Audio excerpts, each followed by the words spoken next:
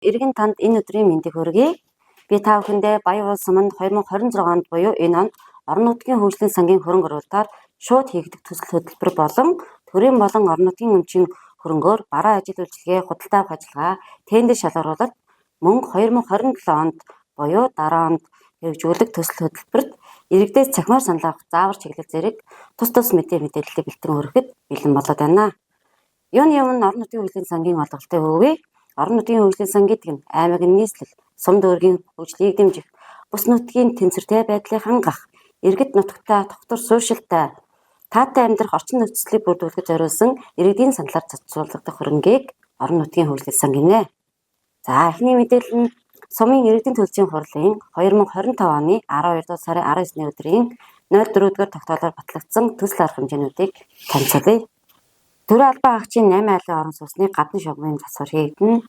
За нээлттэй тендер шалгаруулалт зарласан байгаа.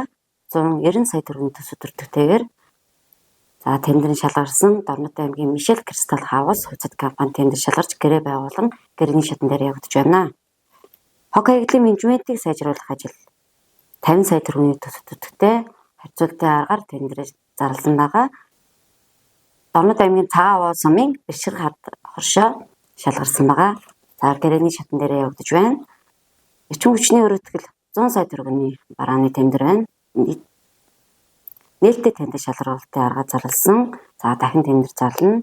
Сумын төвийн зам засрын ажил 20 сая төгрөгийн төсөв төртөгтэй. За шууд гэрээ байгуулан ажиллана.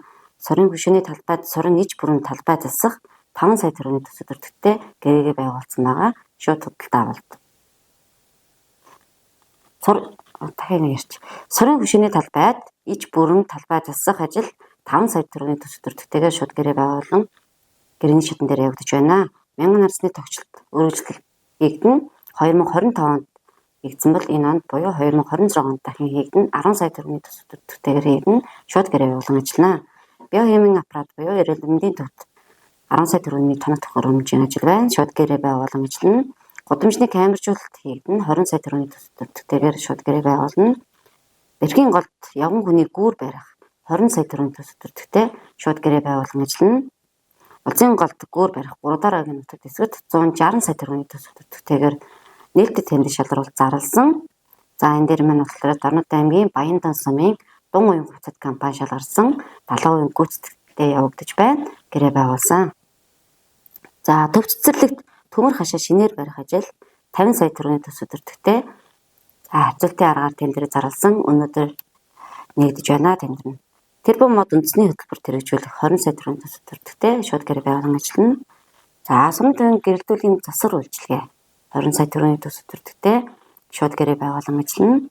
Улсын хөгжил, орон нутгийн өмчит аж ахуйн тооцоод үйлдвэрийн газрын хогны машин, ковш засвар үйлчилгээ 20 сая төгрөгийн төсөв төртөгтэй шууд гэрээ байгуулна. За улсын баяр наадмын үйл ажиллагааны зардал 5 сая төгрөг. Харьцуулалт банкын төвийн өргөдөл засвар хийгдэн 15 сая төгрөгийн төсөв төртөгтэйгээр шууд гэрээ байгуулан ажиллана. За нийтийн хог цэвэрлэгээ нохоо устгалын ажил хийгдэн 23 сая 834 мянган 700 төгрөгийн төсөв төртөгтэйгээр хийгнэ. Нохоо устгал хог цэвэрлэгээ жилд 2 удаа хийгддэг. Хавар намар гэсэн улиралд хийгдэн. За 5 дугаар сар, 10 дугаар сард хийгдсэн төлөвлөгөөтэй явагдаж байна. За малын тоо толгойн албан татвараар хийгдэх ажлуудыг танилцуулъя. Ходог ус цэг нэмэгдүүлэх ажил 65 сая төгрөгийн төсөв төртөгтэйгээр харьцуултын аргаар тендер зарласан. За өнөөдөр тендерийн нийлсэн байна. Дэлгүүр хөрлөн хувьцат компани үнийн санал хэрэгжүүлсэн байна.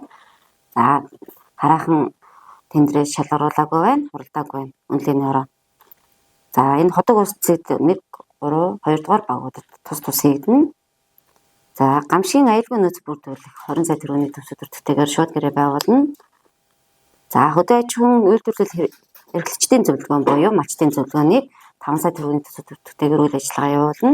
За малын ариутгал халдваргүйтгэлийн ажил хийгдэн 20 сая төгрөгийн төсөв төртөгтэйгээр шууд гэрээ байгуулан ажиллана.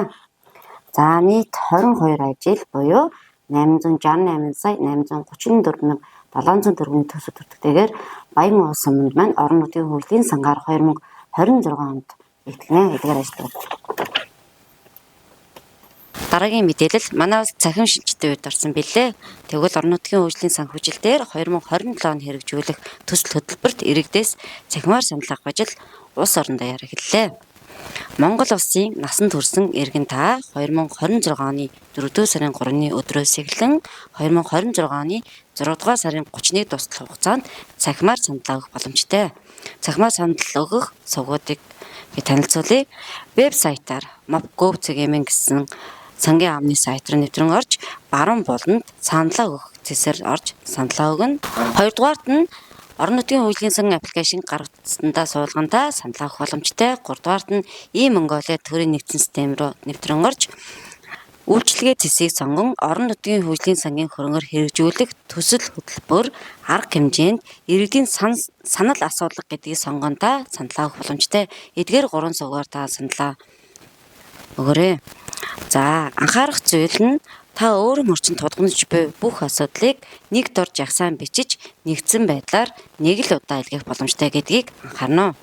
За саналаа өгснээр иргэн таны идэвхтэй оролцоо нь орон нутгийн хөгжил хөрөнгө оруулалтын шийдвэрт оролцох хянах хэрэгтэй бөгөөд гэр бүл үр хүүхдүүдийнхээ амьдрах орчин нөхцөлийг сайжруулахад шууд нөлөөлж чадна гэдгийг дуулахад таатай байна. Сумын хөгжилд таны оролцоо хувь нэмэртэй орон нутгийн хөгжлийн сан анхаарал хандуулсанд баярлалаа.